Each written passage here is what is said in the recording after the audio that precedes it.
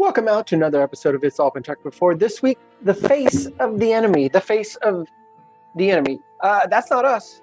I hope we're not your enemy. Or actually, you know what? If you hate listening to us, that's fine too. We'll take that. You know what? If you do feel that way, maybe check out our Facebook page.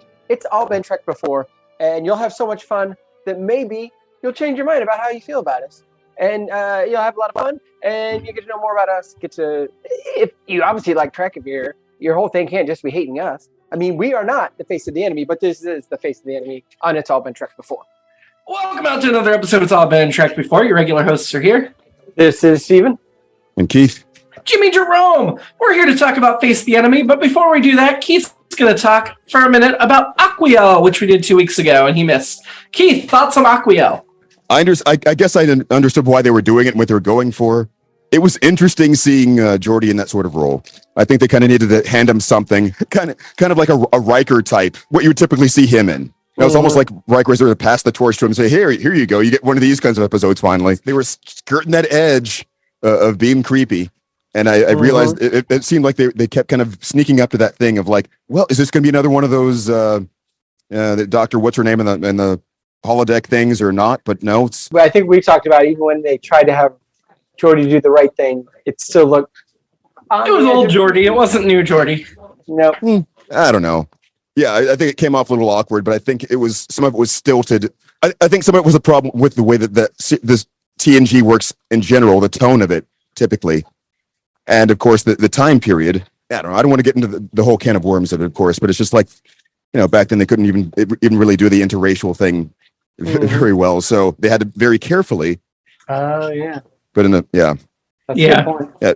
Yes. Well, here is a very pointed kiss that we were making on screen now. Here, you see this? It's appropriate. And then we're done. That's it. Yep. Yikes. But, yeah. We came so far from Shatner and Nichelle Nichols in the 60s. However, I will say that you have to find out this is important. Might be the mystery itself. If they hadn't cut to them petting the dog on the bed, like right when they were making that observation, I wouldn't have thought of it. But as soon as they edited it in just that way, it was like, oh, it's the dog. It has to be the dog. And then they would have gotten me. And I thought it was Chekhov's dog. It was because he came out of the place where Chekhov was hiding in Star Trek 2. Right from the drop. Yep. Well, we ranked it next to last for the season, so we weren't thrilled with it. That's fair. Let's talk Face the Enemy. First impressions. The one we just watched? I actually liked it. I mean, today I just watched it. It's like, what happens with that? God, that cold open, the stinger and everything. I just couldn't help but think about how long they were making her hold that face of like, huh?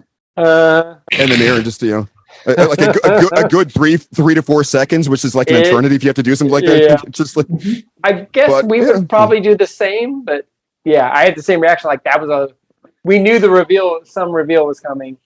Mm-hmm. And then the stinger was really, it was. They lit it the same way we did the Romulan Sela reveal several times. So I think they wanted you to think it was Sela. I don't know how it looked on your TV, but watching it on a Blu-ray with an HD upgrade, you could tell, especially from the voice. Well, you could tell right away it wasn't Sela because she had blonde hair. Then the voice was definitely Troy. So I think with HD, we could see too much of the shadows that it wasn't much of a spoiler. Whereas I think in the old days and the old quality of video, it would have been more of a surprise to get Troy. But yeah, the voice clearly was Troy. They didn't even try to disguise it. No. My first impression of the episode overall is it was an intriguing premise and mystery that fell apart as it unfolded and did not live up to what it should have been. And really the ending was super disappointing. I think that's accurate. I think there's so much going on. Like this episode is bonkers to use the Regis Philbin, rest in peace thing. It's just like there's so much craziness going on, and I kept thinking it was going to go more with the Enterprise incident kind of spy kind of like, oh, twist, and there really weren't a ton of twists, and I thought they were so dismissive of how she got to this situation of she got kidnapped and it's like couldn't be helped. Yeah, and they kept whenever it was like, well, one, it was like we don't have time to explain how you got kidnapped, and two, we don't have time to tell you why we kidnapped you. Eventually, they do, but yeah, and all that was kind of weak. I mean, the sub-commander Navek, played by Scott McDonald, who's best known for playing Jack Frost in the 1997 horror movie Jack Frost, as well as Jarhead, 3-Day Weekend, The Last Champion. He and I think Jack Frost too. He'll do assorted characters on Voyager and DS9 before doing an 8-episode arc on Enterprise, all his different characters. Mm-hmm. But the whole thing of, I know what's happening, I'm not going to tell you anything. Troy remembers being attacked, and he's just like, you're Tal Shiar, go with it. I understand why she doesn't want to go with it, and it's not nearly enough. He needs to give her the 30-second rundown, the elevator pitch of what's going on, not just saying go with it. He literally says there is not time to explain. It's like, no, then you messed up. Yeah, you created a pocket where there's time to explain. If the stakes are as high as he says they are, he should have made sure the plan would work. Right. Give Troy a reason to be like, okay, this makes sense, instead of just like, I mean, essentially he was which I guess is still an angle of holding the gun to her, like, go along with what I say. And then it's like, well, who's good and who's bad, which I think we ended up getting. I thought we were getting to more of a, am I on the right side here? Because I thought the Romulan captain, I thought presented kind of a, again, to go back to Balance of Terror, because you knew I would, or even Enterprise Incident, presented a, like, okay, this person actually kind of knows what they're doing, and maybe this is the person we should be rooting for, and not this guy whose name, oh no, that was not him. That's the other guy. Who I guess we weren't supposed to trust. Maybe we were all along, and I thought but then we kept breaking out of that because I felt like going back to an angle of like, no, he's the good guy because Troy's going along with it, But I think we've been taught, and maybe this is more of what comes after for the Romulans, but there's always like layer under layer under layer, so I could never take what he was saying at face value, and right. I spent the whole episode going, what's his real game? And that's exactly why I agree with you. About halfway through, I started to side with the Romulan commander because she didn't seem to be playing the game. She seemed to be very straightforward. She was doing, again, the Romulan commander from Balance of Terror, of like, why are we doing this? I'm just trying to take care of my ship and my people, and I don't care. And I hate these Tal Shiar that keep interfering with my missions. Yeah. And so I like the aspect of, should we be rooting for Troy? But I felt like they didn't stay committed to that, and they welched on it.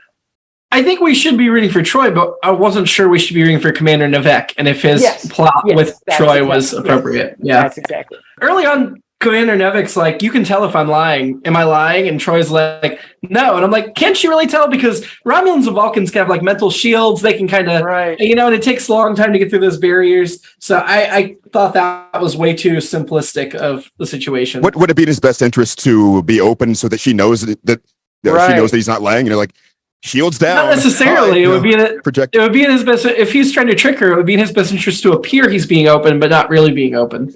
Well, yeah, that's okay. Is your point that they made it too easy for the audience to understand what was happening? Or no, my point was I don't think that was realistic to the characters and the species being portrayed. I think they simplified something that wasn't so simple in an extreme way. All right. And I think this episode does that a few times. So, but I mean, the literal thing that he was saying to her was, "You won't make it out of here unless I help you." Yeah. Am I telling the truth? Which it's true. I mean, that could leave some, I don't know. Yeah, he was manipulating her. His back was to the wall, but still, as one of you said, I think it would behoove him to be straight with Troy if he really wants this to succeed. And maybe you don't kidnap a person. Yeah. Maybe. He also invokes Spock's name, but we don't see Spock. Why wouldn't you have Spock come in on the front side? He was busy. He was doing stuff. This is like Spock was delegating. He wasn't the only one that mentions Spock. We go back to the Enterprise and we meet Ensign Stefan Desev, played by Barry Lynch, who is best known for The Whisper in the Darkness, Ticks, Dominion, like a bunch of B-list credits. Doesn't have a photo on IMDb. But he is an ensign that apparently defected to the Romulans 20 years ago, has come back and is working under Spock's orders that you're going to help now, even though they have no reason to trust him. And the crew is reluctant to even let him talk to Picard, which seems really odd because you'd think when somebody tries to defect after 20 years, the captain's the one that's going to evaluate him and speak with him. Yeah. I thought the fact that his name was Deceive was a bit on the nose. But he wasn't deceiving us. That was a red herring. He wasn't. He actually was straight up. It's never clear for sure if Spock actually sent a message through anybody or if they're all just invoking his name. Right. The ensign that defects said he found Romulans very moral with their clarity and purpose, and then he got older and realized things weren't so simple. What part of the Romulans is moral? That is not a word we'd ever use to describe the Romulans. They're all sneaky and duplicitous. I feel like that's one of those things of like, and I think we've seen this in the last 20-some years where people are like, have expressed similar things. This is and maybe this is real people in the real world imitating Star Trek and being like, oh, I'm going to join the cause of the Palestinians or the rebels or the Israelis or whoever because they're clear or the Taliban or whatever for that kind of reason, and which is not just necessarily Israelis and Palestinians, but I think you hear some of that kind of reasoning of, well, I thought his justifications were interesting. I mean, I think that's why, actually, to go back even further, we had Americans defect to the Soviets and Soviets defect to America for those similar reasons, I guess. I guess it's whenever people defect, they come up with the reasons why. I don't know if I believed his. It just didn't. It was thin. It was flimsy. Yeah. The boxes they were keeping the other defectors in, seemed really big to hold one person. Yeah. Was that to make it look like it was something else, I guess? I don't know. Some other kind of cargo? I don't know. And they mentioned this was Spock's plan. And I get that he would want to help a high-ranking official that's being threatened to escape and defect. Like, that could have major benefits for the Federation. But on the other hand, they mentioned that they killed the real person that Troy's impersonating so that Troy could take her place. And it doesn't sound to me like any plan Spock would sign on for, killing somebody and replacing them. I agree. That's where I was thinking they're lying about Spock. As Fashion It So said, this plan is complex and dumb. And Troy's behavior, like she's not acting like Tal Shiar at first. Then she gets tough. Then it's super obvious she's getting orders from Sub-Commander Navek in front of the commander. Yeah. Like the whole thing is just, it would be so easy to see through for an intelligent Romulan commander. And this Commander Torith, seemed like she was intelligent. Right. And I think it makes it hard to buy the whole scheme or buy the whole episode, I guess. Yeah. You're exactly right. Because I think you want the audience to see a little bit of like, well, she's struggling a little bit. And then, later then she just becomes over the top with it of like, no, I'm Tal Shiar and we do what we want. And I get that too, but it wasn't great. No. And a lot of Troy and Navek not going to work here anymore. No, Navek was very much just like, I am yelling at you without anything else behind it. Yeah. It was just two people yelling at each other, which, whether it's an improv scene or any kind of present, whatever your medium, two people yelling at each other there's got to be something behind it. There's probably some passion or something else going on besides that. And it just felt like two people yelling at each other, which is not interesting. I liked Commander Torith, played by Carolyn Seymour, who's best known for Mortal Kombat Annihilation, Conga, The Ruling Class, Mass Effect 2. But she was in 2 previous Next Generation episodes as 2 other characters, including a Romulan previously, a sub-commander. Yes. Yeah. She'll also do 2 episodes of Voyager. A different role. She was also in a movie called, and you might have to censor this, The Bitch with Joan Collins, which was part of a series with the stud. I wouldn't say they were skinamaxy, but they were, kind of racy. I thought she was very attractive in this episode. And if you go back and look at those, she's also very attractive. She probably still is. Actually, I think she still is now. I think she's still with us. She's mostly doing video game voices, it looks like. But I don't see a death date on here. But I really liked her. I liked her character. We know how I feel about Romulan commanders. Is she Joanne Linville? No. Is Troy Joanne Linville? No. But I was taken with Commander Terrell. Especially the family dinner scene where she's testing Troy. Yeah. Yeah. I thought and then the story about her dad, though. like, oh, my dad was killed because he was an idealist. And like, yeah, you start feeling for her. Like, she seemed like a developed character, even though she clearly is missing the thing going on in front of her that she should have caught. Right. And then at the end, it feels like we end up having her character flip the other way. Yeah. Which didn't seem consistent with what she was doing earlier. So. Yeah. They blow up the ship, the trader vessel. Yes. For whatever. And Troy doesn't even try to hide her shock, which, again, caught right in the moment. Right. But then the Enterprise arrives and they don't see the debris. Later in the episode, they see the debris. But I'm like, they're looking for the ship. Shouldn't they be scanning for debris if they don't see the ship? Like, and why didn't Troy sense that was going to happen? I guess it was a split-second decision. Split-second decision, yeah. But yeah. And he gave some explanation for it, but I didn't think it was that great. Well, I mean, the fact that she knew he was lying, that he wasn't going to follow through on the deal, made him a possible thorn in their side. But then I thought, because he immediately said his backup plan is, okay, you're going to give us your Federation access codes, right? And we can get through the border. And I'm like, okay, so this whole thing has been a setup for the access codes, right? Yeah, like that's what I thought. That's when we start getting into some of that who's zooming who stuff, and I'm which like, okay, isn't what it ended up being, but that's what it should have been. That's what it should have been. It should have been, because I talk a lot about like, well, I wanted the episode to be this and it being this. This was more of, you kept giving me this, and then moving. This episode was a shell game. It was like you kept saying it was here. And then it was over there, and it's like, it's not even me making it up. You showed it to me. We're like, this is really cool, right? Yeah. Well, we're going to give you this thing over here, which is, no, that's not what I signed on for. That's not what I paid for. And why does Troy even have the access codes, though? In her role as counselor, she needs access codes for ships to fly through Federation space. That's a good point. I mean, we talk about her being a commander, but yeah, but she's not commanding anything. She's a counselor. Yeah. You just get it if you achieve the rank. You don't get it when it's relevant to your job. That's a good question. Yeah, because like it feels like Worf would have it, and Data maybe, but yeah. The Enterprise shows up. They see Troy, and they cover well, and I appreciate that. I thought they were doing good with their job, but no one's even noticed Troy is missing yet. So I really feel like when you see Troy, your first thought is, this is a Romulan trick. This is something else. Let's, Worf, call the conference she was at and see if we can confirm her whereabouts to see if she's even missing. But they didn't do any of that. They're just like, that's Troy. Yeah, even though they've been fooled by Romulans before. Right. And I think one of the more interesting aspects of the show is that we don't see the Enterprise in their point of view for a lot of it, which I thought was interesting. But yeah, you're right. Like, I think the episode honestly would have been better if we didn't see the Enterprise at all until the end. Yeah. Without the subplot with the ensign and all that. It would have been stronger. Yeah. I mean, Troy, at this point, finally stands up to the sub-commander and takes charge.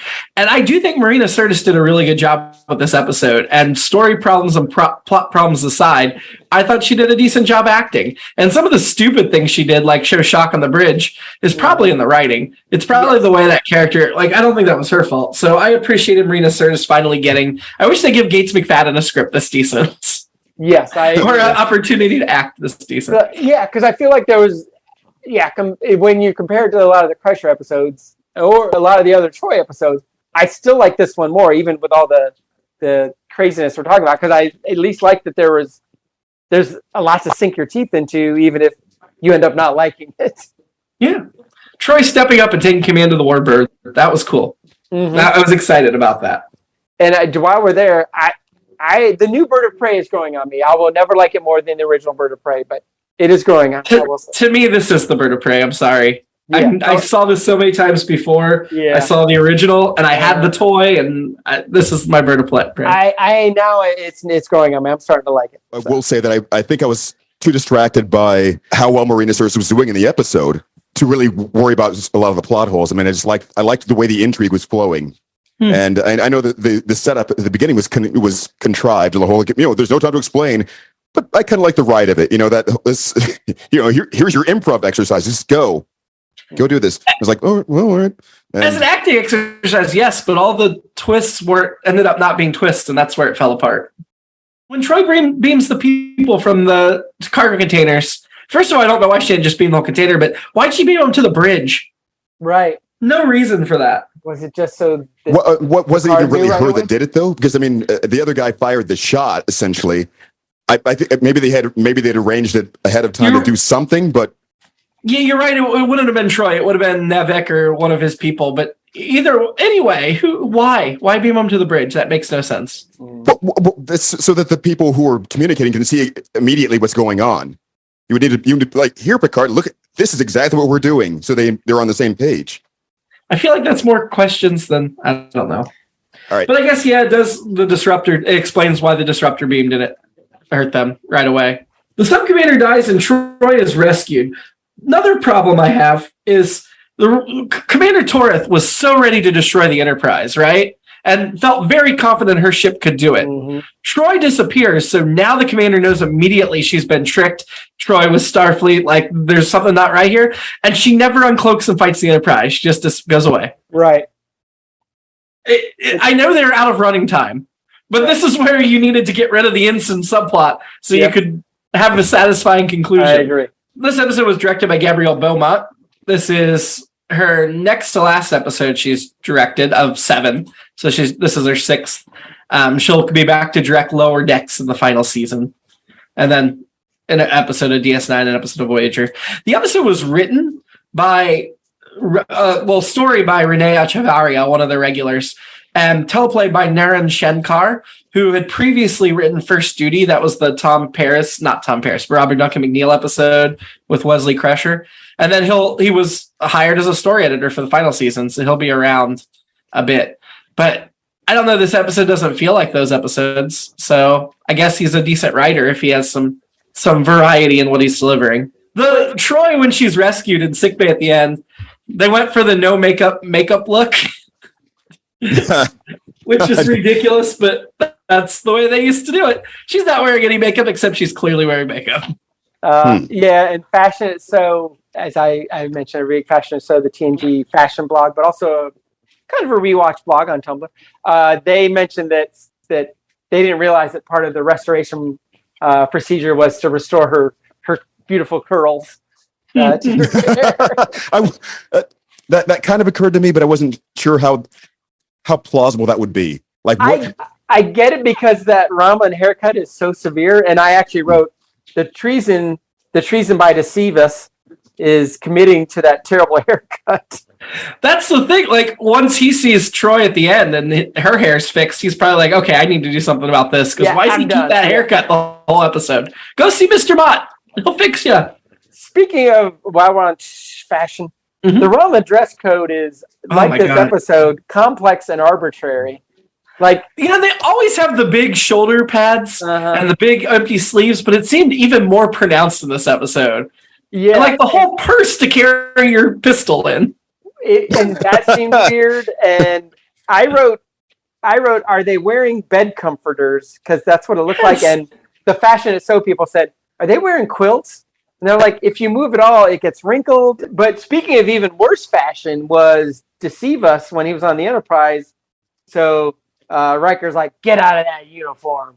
And then they put him in this terrible, and maybe this is what Riker went for.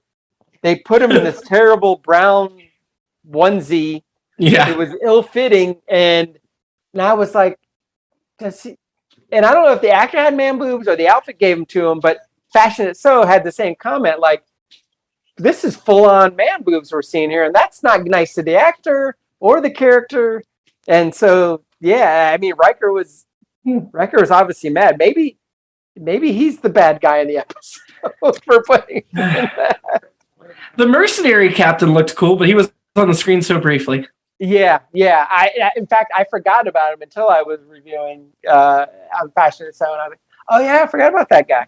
Did you catch Worf's new hair? Yes. I did not. Somebody said he was channeling Kelsey Grammer. Fashion It So said he was channeling Kelsey Grammer. I mean, his ponytail's a little awkward in this one, but his ponytail will only get better from here. And I love that he's now switched to the ponytail look, because the ponytail look is the Worf look. Anytime I think of Worf, I think of the ponytail. I thought initially, like, have I been missing this all these episodes? So nope, this was the first. But he will maintain that ponytail through the films in DS9. Just better than it was this episode. I did really appreciate the Romulan ship design and the bridge and everything. I feel like they really built out those Romulan sets a lot more than we'd seen before, and it looked pretty cool. Much more interesting. I agree. I had that. Should have been darker, but other than that, yeah, that's kind of the tone of next gen. The Enterprise is always bright too. Yeah, that's true. And then we get to the abrupt ending, and just I wrote the same thing. What a quick wrap up! It's like you have didn't make sense. In theory, multi-layered episode, and for you non-Patreon people, I am showing multi-layer with my hands. Bread on meat, on live long and prosper. Yes, they're like, we hit our running time, we're done. Yeah, they really did. Like they were like in the beginning, like I mentioned, like, oh, we kidnapped you and we altered your appearance to make you look Romulan and blah blah. I mean, in the improv world or in any kind of, again, in any medium, start the story in the middle. That's fine lots of times, but it was like you rushed us in and you rushed us out. So you should start in the middle, but don't just give us the middle. Yeah, give us the beginning and the end still. But then they I felt like they didn't, or they did, but I felt like they didn't do it justice. Like, yeah. So my alternate episode was Troy and Riker were at the conference together, and they were doing a little bit of bedroom role play. And so Troy dressed up like a Romulan, and then the sub-commander mistook her for a Tal Shiar agent, and she got whisked away. That's really good. That's better than mine, but that's really... I thought you were going to say they kidnapped Riker, because they were role playing, and Riker was dressed as Troy, and Troy was dressed as Riker. That would work too. I just wrote... My other episode is I want to see the whole kidnapping thing, because that sounds complicated, but at least we know what they're trying to do. My other one was kind of what we alluded to earlier, which ends up being, turns out Navek's the bad guy. Yep. He had no interest in making the Romulans more democratic or anything. He was just up to no good. But he got the head-ranking Romulan defector off. So was he the bad guy? He accomplished they end up saying all the good he did, but he was so shady about it, which I know this is not a Deep Space Nine episode, but he would be my most shady person, even though it turns out we think he did good. At the beginning, she keeps saying, computer, lights on, computer, lights on. And maybe we probably talked about this before, but they never got a better name for the computer than computer. The Romulans do. That's why I didn't respond. Oh, okay. That's I guess in our world, I know we already do, because we Siri or whatever you want to, whatever name you can. Call Alexa will answer to computer if you switch her to that. Oh, is that right? Okay. Yeah, that makes sense.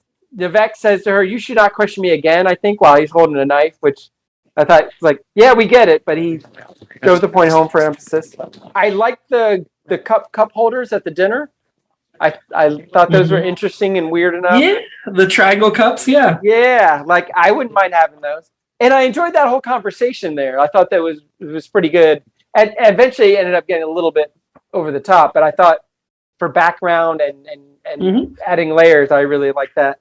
And then I pretty much already alluded to this, but and the whole episode got into Enterprise incident chicanery. I just felt like it didn't sell it as much. And an Enterprise incident, even one of my favorite episodes, although it probably was for the third season, but I just wish it had stayed more in that spy area. And I thought it just got muddied. Overall, I might even like this episode. I think I like this episode. It's just, oh my God, there's just so much. There's so much I loved and so much I did not at all. Yeah. It's hard to figure out. Chaos. It was chaos, which I, of course, love. But yeah. Who was your annoyance? Well, I guess the spirit guide, or what the term would be, what would you call the guy who's leading the improv exercise? Like the guy who's doing the You're talking about the sub-commander, sub-commander Navek? Okay. Yeah. He's mine too. Then I'm going to make it unanimous. Deceive Us was also in there for me, but I'm with you guys, the Navek. Deceivus's plot was annoying because he should have been in there at all, but Navek was so much more central to the thing. Yeah, I'm sorry, who's the other guy? The one. Deceivus was the ensign that defected to the Enterprise. Oh, yeah, okay, right. And he was so flat. Like you would have thought a guy that was like passionate enough to defect, but and that's generalizing on my part, but still, he'd be more flamboyant's not the right word, but had more energy, and he just didn't. I understood the purpose of what I mean, why they needed to have that piece there for the story. And I think they had like a little bit where he was having that conversation with Picard, just that brief little exchange where he started to justify himself a bit. I think there could have been something more there, but I think they just kind of, yeah. You know, Keith, who was your annoyance for Aquiel? Maybe one of the Klingons. I'm not sure. There are a couple of things that are going on there. I mean, Aquiel is annoying at some points, just herself. I'm still inclined to blame a lot of that on the writing and execution and so on. But no, I'm going to go with the Klingon, the suspect. Who are we having a drink with this week? Well, first, Keith, who are you having a drink with at Aquiel? Let's go with Aquiel, I think. Okay, who are we having a drink with this week? Rum and Captain. Same. Yeah. Yeah, I think across the board if for no other reason, I would want to have a conversation about what was about what was actually happening, to explain that this was probably something that she would have wanted in a way, and kind of unpack that. Just the family dinner with her seemed delightful. So. Yeah, she seemed cool and had her stuff together, and I would love her to be my captain. And then I went back. Yeah. I said family dinner, and it was a family-style dinner with bowls where people are spooning out, which reminds me of Pike, serving the crew in Discovery. I think she either made or replicated this up and was serving them. I completely agree. So, yeah, I was taken with her, and then we'll never see her again. Okay. Let's rank this episode. Let's start with Man of the People. He says above. Yes. Higher. Yeah, higher. I agree. Above that is A Fistful of Datas. The Western in the holodeck with all the datas. I'm going below that one because I think all the datas were fun and that story at least made sense. I'm going to go with Keith also. Keith says go higher. You two go. Okay. Above that is the quality of life. Definitely I definitely think it's below that. Sorry, I'm going to have to definitely go below that. Yeah. Yeah. Okay. Also, spoiler alert. I think you might have seen this, Jimmy, but I think that robot's going to be on, or some version of it is on Lower Decks this season. It was last season. Yeah, we saw that. Maybe that's what I'm thinking of. Okay. Yeah. Well, maybe it's going to be back because I thought I saw it in the trailers for this. That'd be great. I'd love to see it back, especially voiced by Keith or Donahue or whatever. Yeah. Okay, so we're putting it at number 8 for the season so far. About in the middle-ish. Yeah. For the record, I would have gone above. Yeah. Above that was True Q. Would you have gone above True Q? I still think, I don't know. I guess I like this one a lot more than you guys. It seems comparable to me. I think the intrigue itself carried a lot of it. Even if you can, there were a lot of holes to find, certainly, but yeah. I think a lot of the interplay on the Romulan ship was. The holes are what drag it down for me. Like I said, I would have put it below A Fistful of Datas. I don't think I would have got any lower than that, but I would have put it below that. Yeah, like I said, there's a lot I loved about it. A lot. Mm-hmm. If I didn't hate it, maybe it would have been higher for me too. But I think there's a lot to like here too. It was not a dull episode for sure, and we've had plenty of those. Yes, that is. Years, so. I'll give you that. Yeah. Next week, we're going back to Deep Space Nine for Q-less. Q, the Enterprise D's consistent, omnipotent annoyance, comes to harass the DS9 crew when his traveling companion Vash refuses to travel with Q any longer. That seems kind of odd because she hasn't traveled with him for 2 years, but whatever. Until then, live long. Stay Romulan and prosper. I was muted. It needed to be more abrupt. So just. Oh yeah, I should have just went live long and da da da da da da.